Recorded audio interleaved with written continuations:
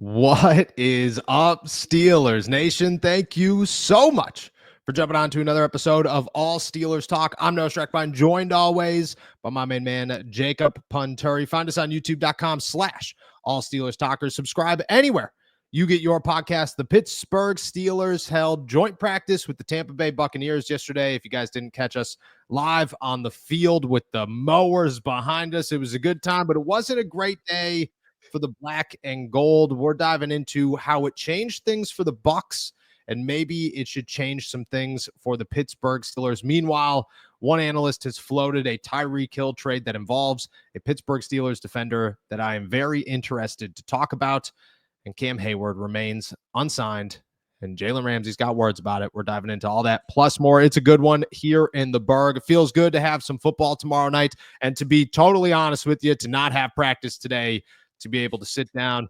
recalibrate. I think you kind of need to recalibrate after a minute of what felt like 3 straight weeks of traveling to Latrobe and then going to Acrisure.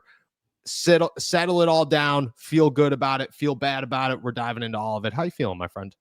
Feeling good. Feeling like finally I'm going to have a night later with my wife to just watch maybe like the crappiest show we can find or movie and just exactly like you said, recalibrate, reset, go into this weekend fresh so that we can have the best eyes for evaluating this week 2 preseason game, which I am pumped for, especially after the sort of up and down day that you and I saw at that joint practice with the Tampa Bay Buccaneers. So yeah, pumped for this weekend, pumped to talk about some stuff that I know you got on the docket for us, my man. I got a show for you as well. I don't Please. know the name of it, but if it is the worst show of all time, it's one of those like Love Island type shows. Okay. I don't know what it is. My wife is watching it. I can only watch about 3 minutes before I have to leave the room because I just want to physically abuse everybody on the show. I'm just so it makes me so angry to listen to these people talk.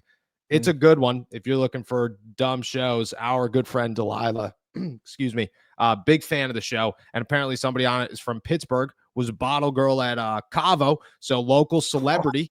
And I just I'll find the name of it. I'll send it to you guys. I wouldn't recommend it at all, but if you're looking for the worst, it is the worst. There is nothing that gets worse than it. Let's talk some Pittsburgh Steelers.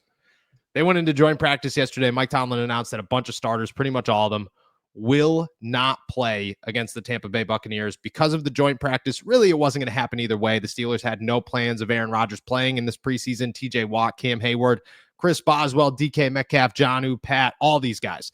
They're not going to play in the preseason. We did not anticipate them playing in the preseason.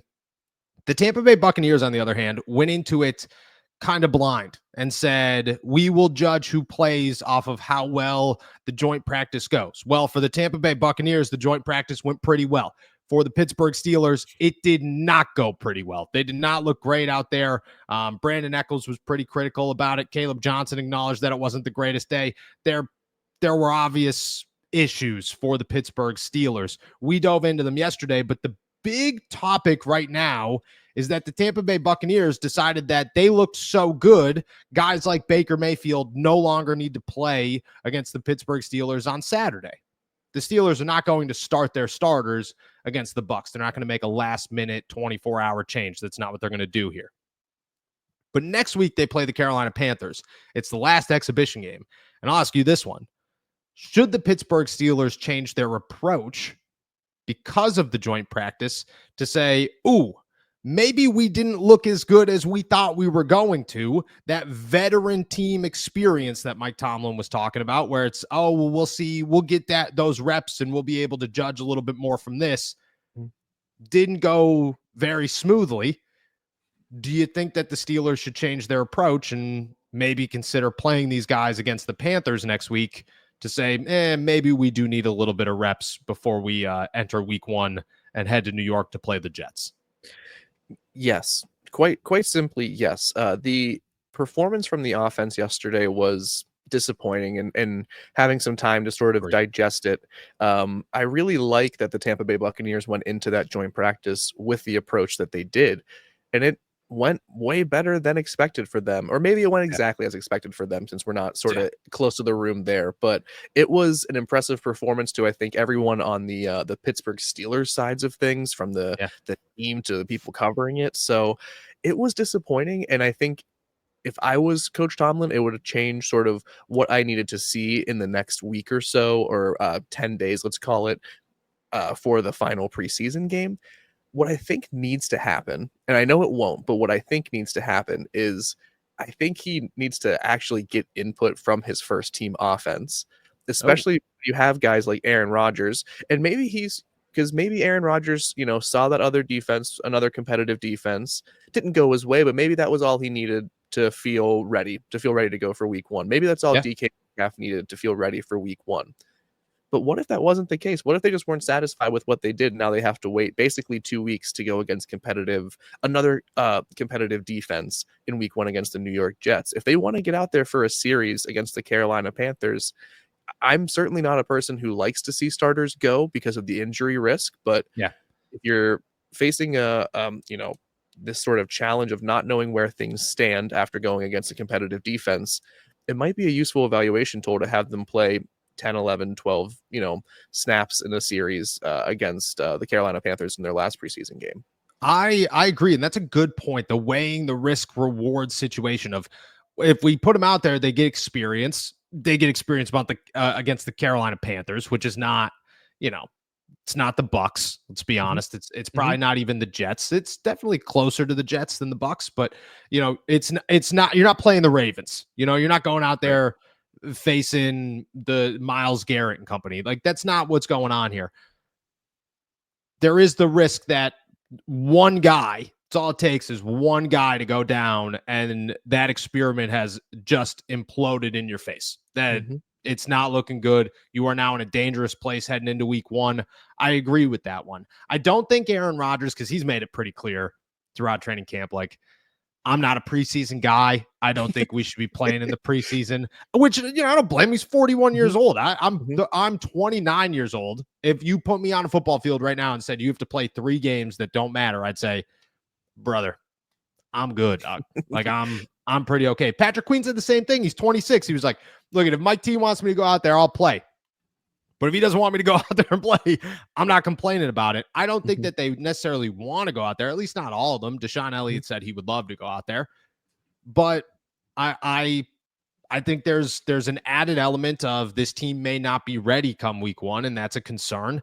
And you have to weigh those options. And I think that the atmosphere, the attitude has to change because or has to be reevaluated, I should say, because Mhm. going into the Buccaneers practice, there was no questions. I'm not playing any of the starters. There's no need to play any of the starters. You just don't take that risk. Leaving the joint practice, you're going, they didn't look that great against the Bucks. Not that they look terrible, but they didn't look the dominant force that they've looked all summer. And the offense on a good stride kind of fell off that stride pretty immediately Mhm. against Tampa Bay. And you're starting to think, okay, like maybe you could get a couple of reps in there just to build cohesion. I think that was the biggest part. Like it wasn't like Yeah. there isn't talent here. It was, this is a group of guys that is still figuring each other out, and you have to figure that out in motion, potentially in the preseason. But I agree with you; the risk reward is tough. Maybe I'd send out a couple of guys. You know what I mean? But let Mhm. me ask that question too: like, if you send out Pat Fryermuth and Jonnu Smith and the starting offensive line and DK, and you don't send Aaron out there, and then on the other side of the ball, you send Deshaun Elliott and Patrick Queen and Alex Highsmith, but he's not healthy, so he's not going to play. And like Joey Porter Jr., but you don't send Jalen out there. Like, is that like, does that do anything, or is it just kind of counterintuitive where it's nah, you tried, but like this was really a half-hearted effort, and it doesn't really do anything. It's more risk than it is reward. Oh, in that scenario, it is 100% more risk than reward. I think it has to be a sort of all-in effort on either side of the ball. Either the Yeah, entire offense wants the first string offense wants to go out there and play a series, or no one does. Because you're 100% correct. If Aaron Rodgers is not out there slinging the ball to whoever else on the first string offense would play, yeah, then I don't really. There's nothing to evaluate. Mason Rudolph giving them the ball is great. It's an indication that yeah, once again, we have a great backup quarterback and that he is ready if he needs to step up. That's awesome. We don't need to evaluate that anymore. The yeah, Tomlin does not need the answer to that question. What I think he needs to know is does this offense have what it takes to match what the defense can do? Even when they falter, I expect the defense to be resilient and to come back even better. And I think we will see that whenever the first string defense rather, plays again in week 1. But we don't have that same confidence in the offense. And I think while I don't think it's the best, the risk is probably too much. It outweighs the reward in this situation. It's preseason football after all. But Yeah. I think to be so headstrong and stubborn that yesterday's performance didn't give you questions, Yeah. I think would be kind of foolish. And, you have to at least talk about it. You don't have to do a drastic action to change it. You don't have to completely reverse ship, so to speak, but you got to be able to acknowledge it and talk about it and see if maybe there's something that can change and be adaptable. That's what I would like to see. No, I agree with that. I think a sit down conversation is needed. I also think it's needed in a realistic standpoint of like, hey, Aaron, I understand that you don't want to, and this is not a negative, attack towards Aaron. To be totally honest with you, Aaron's winning me over. You know what I mean? I told you the story yesterday. You were standing 6 feet from me. Aaron walks by. He's yelling at the refs for a call. It was a bad call by the refs, but the refs made a bunch of questionable calls. They always make a bunch of questionable calls during training camp and these kinds of stuff. It's not real refs. And he's over there yelling at the refs and he walks by and he goes, replacement refs. I've dealt with them before. And like, to me, I was like, that was awesome. Like you just pulled a 15-year-old reference in 0 seconds. And like for one, you're lucky. I know what it is. I'm the youngest person on the beat. For two, that was awesome. You know what I mean? Aaron's winning me over. But I think that he needs to kind of put the pride, the age, the pedigree to the side and be able to say, I'm Aaron Rodgers, but this is a new team and we got to figure it out before week 1 because this isn't the Jets where I'm the savior. This is a group of guys that we could do something good as long as we're on the same page. But right now we're on the same page, not on the same page. I agree with you. I think that's a really good point. Let's shift focus here. Let's talk wide receiver trade. Andy Weidl acknowledged yesterday that the Steelers are always looking for wide receivers. And we knew that, there was no surprise on this one. But he said, yeah, the door is always open. And Bleacher Report tossed out just a hypothetical our way that I am very interested in. I made it known that Tyreek Hill would be a guy that I am not ruling out for the Pittsburgh Steelers. They went after Jalen Ramsey, who everybody quote unquote said causes problems. They went after Aaron Rodgers, which everybody says quote unquote causes problems. They got no issues with problems. You know what I mean? Nobody's sitting around going, oh, that guy's drama. Let's avoid that one. You know what I mean? Like George Pickens somehow exceeded everything and was the only guy to ever get booted out of here. AB took him 10 years before they were like, all right, let's move on. Bleacher Report tosses this one out here. Tyreek Hill to the Pittsburgh Steelers in exchange for a 4th and a 7th round pick, along with outside linebacker Nick Herbig. Now, there is a conversation to be had here because Herbig's a stud. This guy is a very good player, up and coming. Not sure that he's a starter right now, but I think every year he's getting closer to that. And I think a lot of people are looking at him going, he's undersized. He'll never be a 3-down linebacker. I don't think I agree with that. I think that he has taken a significant, first off, he's a 4th round pick. There was growth ahead of him. And I look at him and say, year 1 to year 2, he took a step. Year 2 to year 3 looks bigger for sure. And I don't know what that step's going to be, but I'm excited to see it. Herbig for Hill, a 4th and a 7th. You have to factor in names like Jack Sawyer as well. I mean, would you pull it off? Would you say yes if the Dolphins called tomorrow and said, this is the offer, it's the only one we're giving you? Are you going to take it? No, I can't. I love Nick Herbig's game. And I do think even if the step from year 2 to year 3 isn't the overwhelming production jump that many of us are hoping to see, like he is still going to be the third fiddle in this rotation. And all things being fair, equal, and healthy, he's not going to be on the field a ton. That being said, the depth for the defense is going to be what continues to fuel their eliteness, in my opinion. And I think that's why Nick Herbig is going to be so important, because if you can just sub off one of Highsmith and Watt at a time to keep them fresh, and you're supplementing them with a Jack Sawyer and a Nick Herbig, I think you are in a very strong shape as a defense, and you're able to kind of keep that momentum going, keep that pressure up in a way that you would want, and that Mike Tomlin is kind of jonesing for. I love this sort of hypothetical, dealing from a position of need, or dealing for a position of need from a position of strength. Yes. The edge rushing group is fantastic in Pittsburgh. I get that makes a ton of sense, but I think hanging on to it is more important than using it to bring in someone who, in my opinion, is maybe one headache that isn't worth it. Yes. Okay. The one headache that isn't worth it, I'll fight back on. Sure. Excuse me. Every headache's worth it for the Pittsburgh Steelers. I don't agree with it. You know what I mean? But the Pittsburgh Steelers look at it and say, it will, Mike Tomlin's beard took 19 years to show a little bit of gray. You know what I mean? The guy's fine. He's got no worries. I think I have more gray hairs in my beard than Mike Tomlin does on any given Sunday. And this guy's dealing with George Pickens and Antonio Brown and all these guys, time and time again. He's trying to calm the nerves of a locker room as Russ is walking in there going, everything's fine, guys. We just lost by 30, but it's all good, dude. Let's do it again next week. He's got the stresses are there. He can handle it all. But I agree with the Nick Herbig part of it. I like the trade a weakness for a strength. But to be really honest with you, the Steelers have 12 upcoming draft picks. They need a quarterback. There is room to wiggle here. You're not trading for Terry McLaurin. And I'm sorry, but Tyreek Hill's not going for a first-round pick at 32 years old. Absolutely it's just not happening. This is not Tyreek Hill 4 years ago where he went for like 2 firsts and a second, which was crazy.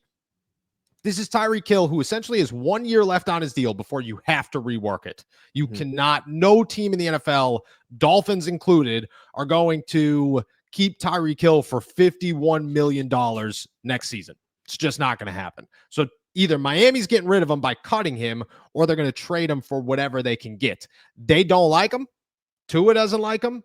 Mike McDaniels is fighting for his job over here, doing everything he possibly can. I don't think that trading for Tyreek Hill would be as difficult as this seems. A 4th and a 7th plus Nick Herbig. To be honest, I think you're overpaying for Tyreek Hill at that point. And I think Tyreek Hill's a really good wide receiver. I just think that the NFL business-wise, his trade evaluation is not that high. You're not getting if you plug Tyreek Hill into the NFL Kelly Blue Book and said, what's your trade-in value? It is not Nick Herbig or an up-and-coming outside linebacker plus 2 mid and then late round draft picks. It's not what it's going to come out to be. It's going to be Tyreek Hill's worth a 3rd round draft pick, which I'd rather just give a 3rd round pick away than all of this other stuff, especially Nick Herbig. On the other side of that, though, if they were to say, we'll take Roman or we'll take Calvin, and a 5th round pick for Tyreek Hill, what would you say to that? Yep. There we go. Yep. That to me feels like so much less to give up. Yes. And in the great sort of I love your analogy here of the NFL's Kelly Blue Book. I think we're all over the map sort of in terms of value going back and forth. Is a Roman Wilson and a 5th round pick appropriate value? Maybe Kelly Blue Book value for Tyreek Hill probably is closer to it. I would argue that's and win cleanly, I would say that has a much worse return for the Miami Dolphins in that situation, a much easier thing to part with from the Pittsburgh Steelers point of view. But really what it comes down to is you don't lose anything from the roster, in my opinion, in that second trade scenario, and you only gain. In the first one, you are taking a huge risk that TJ Watt and Alex Highsmith will play all 17 games, which I think is the bigger question mark than their productivity while playing. That's why Nick Herbig feels so important to me. So yeah, if you want to give up Calvin Austin or Roman Wilson in order to get Tyreek Hill, I think you're doing very smart business. If you're parting with a very promising player in order to do that, I think you're taking a calculated risk that will likely pay off, but could backfire greatly. I 100% agree. To me, and the Dolphins, why would you not do that? These are very fast players, which is headed to an offense that works very well when players move fast and could probably work very well in that offense. You know what I mean? Like, we were standing there in practice yesterday. You know what the big takeaway was? Roman Wilson's pretty good in the slot, but he's not very good on the outside.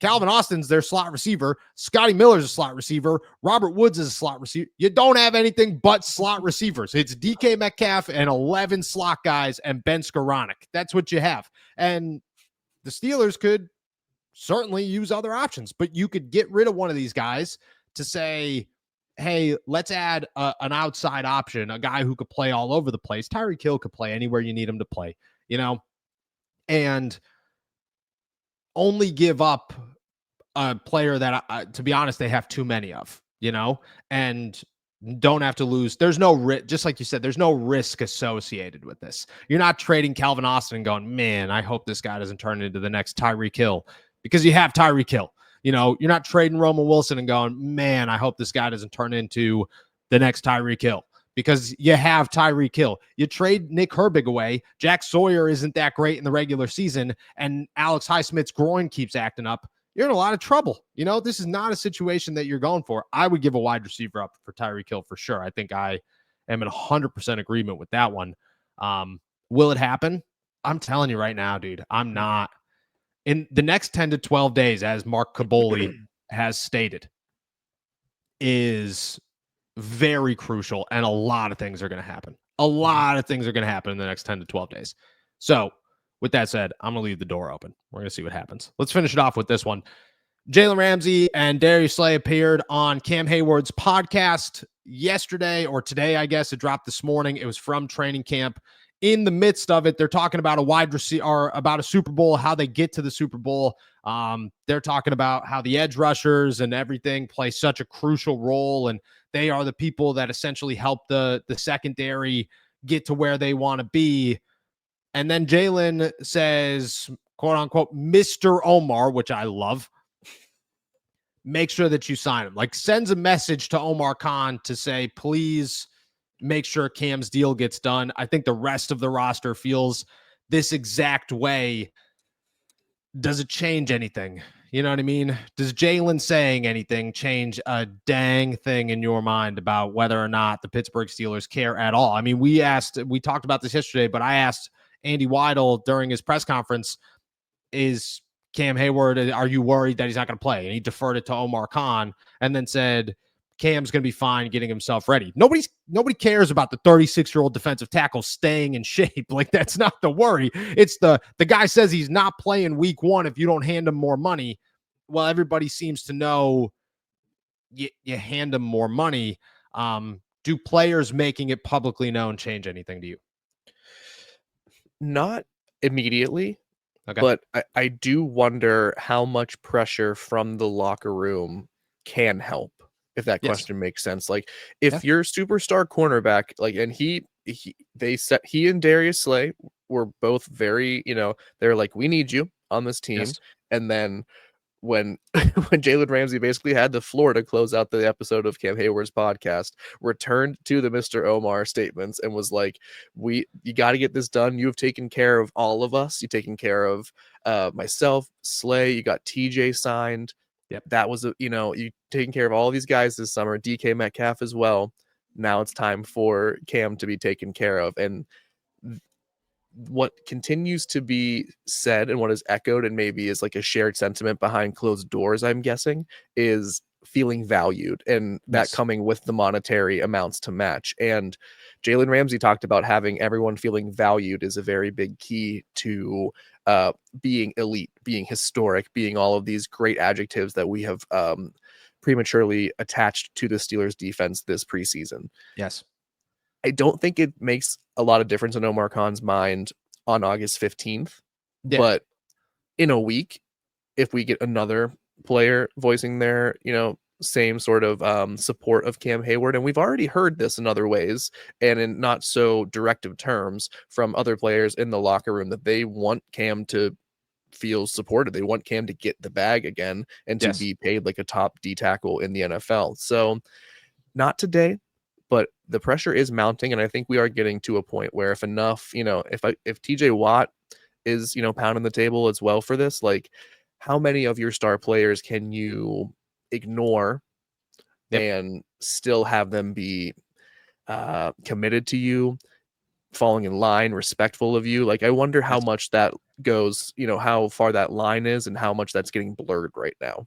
I cannot agree with you more. And my biggest takeaway from him talking was simply teams, like you said, teams that win Super Bowls feel valued, and they have guys that feel valued. And the Steelers have valued everyone they brought in this summer. Every single person. DK Metcalf gets a ridiculous deal. Jalen Ramsey gets money added to his contract. Jonnu Smith gets a fully guaranteed deal. He's your backup tight end. Like, what?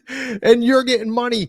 TJ Watt gets a record-breaking deal before training camp to essentially say, look, we're not letting TJ, this is, all the drama could cause itself, but we're not letting TJ skip training camp. We're paying him so that there are no distractions.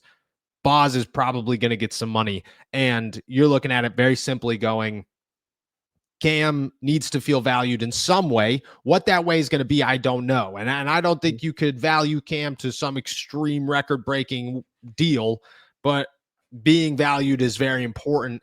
And the Steelers have to some degree, value Cam, show their value to Cam. And I think that was his biggest message. And I agree with you. Like, that's where the message hits strongest to me, was just like, oh, he's got a point there. You know what I mean? Like, this isn't just, 36-year-old Cam's causing issues. Again, I don't agree with the timing of the way Cam went about this, but at some degree, you have to value Cam and say, if we do, it's the TJ Watt thing. If we do all of this, if the Steelers do everything they've done this offseason and then say, we're okay with Cam not playing, you didn't do anything this offseason. You did nothing. You wasted it all away. You went out and got Aaron Rodgers and signed TJ Watt and got Jalen Ramsey and Jonnu Smith and DK Metcalf and did all these crazy things just to say, yeah, our defense is like almost very good. Almost. But Isaiah Loudermilk ain't it. You know what I mean? Like, that's what that's the backup. That's the significant downgrade that you are going to take for it's worse than TJ to Nick Herbig. It's definitely worse than TJ to Nick Herbig. You have to value these guys. That was my biggest takeaway. Is like, we've gone through this conversation in different lights, and here we are, and it's an easy answer. Pay him. How much you pay him is a different situation. And I don't agree with the timing, but you pay the man. That's how I viewed it, at least. Agreed. Yeah, I just think either the Steelers, like, veterans are more well coordinated than like a PR team is in terms of how they are vocalizing this to the media, or they really mean it. Yep. You can make your own call on that and what you believe, but I mean, just being around them, I kind of believe them. I think that this is what they think is the key to winning, not just inherent selfishness taking over and being the leading voice in the room. I don't think that's what's happening here in the Steelers locker room. I could be wrong. I'm wrong all the time, so, who knows, but specialize in being wrong. Actually, I got a degree in it. And, facts. Shout out Point Park. Yeah. Proud University of Pittsburgh alum here. Yep. And, just, I don't think that's what's happening there to wrap that up, but I just think we are reaching a point, to kind of go back to what I was saying here at the start, where if this is going to keep happening here in the next week, we keep seeing more players being vocal about this, I think the pressure just continues to go to Omar Khan to get something done, and it falls away from Cam Heyward's demands. So we'll see how this progresses, but it's getting kind of juicy, my man. It's getting kind of juicy. It is adding some context, which is very nice to see, to be honest. And we are just getting started. 10 to 12 days before roster cuts and a lot of moves. I'm going to say that. With that said, we're heading out of here, guys. Thank you so much for jumping on to another episode of All Steelers Talk. Make sure to subscribe to us on YouTube, youtube.com/All Steelers Talk. Check us out anywhere you get your podcast. And as always, find all of our work at si.com/NFL/Steelers. We will be back on Monday. The Pittsburgh Steelers play some preseason football tomorrow. Enjoy it. Tune in. Find us here. With that said, enjoy another beautiful day in the Berg. Peace.